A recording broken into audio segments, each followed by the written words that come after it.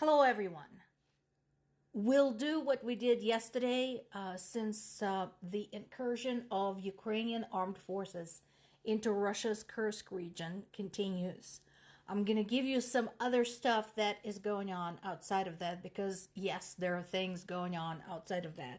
And then we will zero in on the offensive in a little bit more detail. So first things first, there were two major fires. One was at a grain warehouse in Odessa region. If you recall, Ukraine is still exporting the grain. So it still has those obligations to fulfill. And as I mentioned in the past, the irony is that a lot of this grain is free to its recipients, and those recipients are certain African countries that support Russia. The grain is stored along the entire approach to the port of Odessa. So those warehouses have been among very popular targets with the Russian military, and unfortunately, one of those got hit by a guided bomb.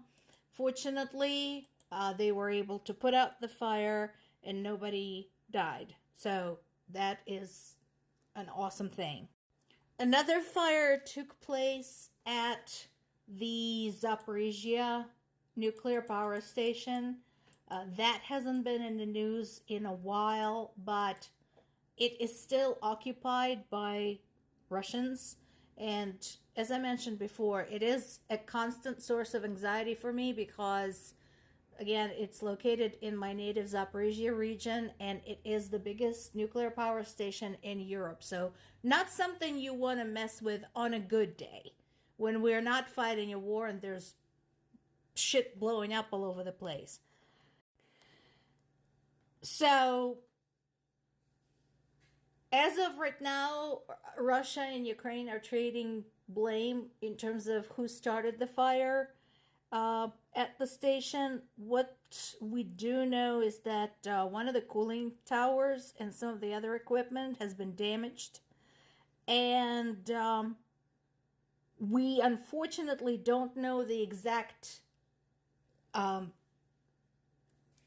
scale of the damage because Russians are there.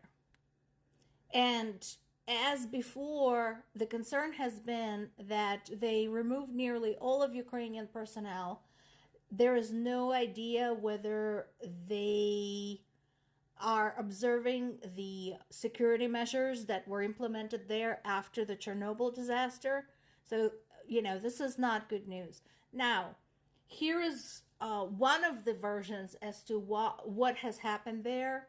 It's possible that Russians started a fire there, and like I said, I have very little doubt that it was Russians. Started a fire there to create panic in the Zaporizhzhya region and distract everybody from the incursion into the Kursk region. Because they would do that. They would stage a nuclear disaster just to distract that, they're getting their asses kicked on their own territory. And this is some economic news. This is important. So this means that we still have some companies and some agencies that are engaged in currency trading with Russia, which they're not supposed to be doing. Somebody has been circumnavigating the sanctions and pumping foreign currency into Russia. I hope folks who are investigating this find who this is and sue the pants off them. And I don't think it should be just some vague penalties. I think this should be very specific. I don't know what type of penalties they're threatening at this time. Are we talking about fines? Are we talking about closing them? Are we talking about firing the management, etc.? So it would be nice to know a few more details. about this. Basically, in my mind, this constitutes treason because they are engaged in doing business with a nation that is an enemy at this time and had unleashed a war. So, we'll see.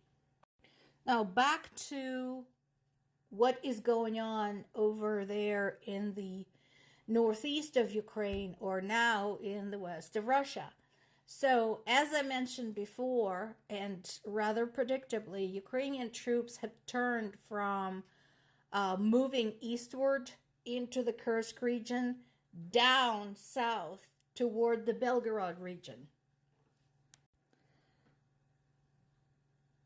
And as the result, Russian government had declared evacuation there as well. I'm not sure if they're evacuating the Bryansk region yet, but it's possible that that's coming. This is BBC, so they posted a nice map. And again, so you can see, I know it doesn't seem like much, but basically you can see the little purple spot there around Sudzha is where Ukrainian troops are at. And you see Kursk is northeast of them, and then Belgorod is southeast of them. So, as of a couple of hours ago, they were heading toward Belgorod. Now, this is a good point. So, Putin, of course, immediately went on the defensive, started claiming that, Ukraine is attacking peaceful civilians and firing at civilian targets. And this is what I've been talking about for quite some time, that Bryansk, Belgorod, and Kursk regions were all used as military platforms to launch the invasion of Ukraine, to fire rockets at Ukraine. In just the summer months, Russia launched 2,000 attacks from Kursk. So they should have thought of that before they turned their own regions, their own land, into military bases. And again, Russia is trying to play the victim here. I think it's a little bit too late for that. Putin keeps issuing these, pompous orders to push Ukrainians out. Of course, the problem with that is that he doesn't provide any specifics as to how exactly they're supposed to do this. What we know right now, and this is sort of news from the ground, is that, remember, initially they said it was 100 Ukrainian soldiers, then 300 Ukrainian soldiers. Finally, it was realized that the force of 30,000 trained and very well-equipped Ukrainian soldiers had crossed the border into the Kursk region. And I have no great fondness for Russia's war bloggers, but they did ask one valid question, very valid question, and that was, how did we miss that? How did we miss 30,000 troops with all of their stuff crossing in? Well, bud, guess what? You did. And here's another thing. So this has been observed, and what we know is some of the Russian troops who were attacking Kharkiv have been transferred to go and deal with the emergency in Kursk. The problem is that some of them picked a very bad strategy to do so, because there was a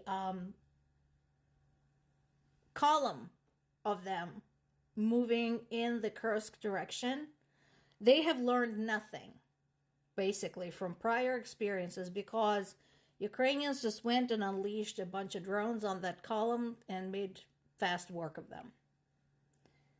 And this definitely changes the dynamic of the current situation. More to come.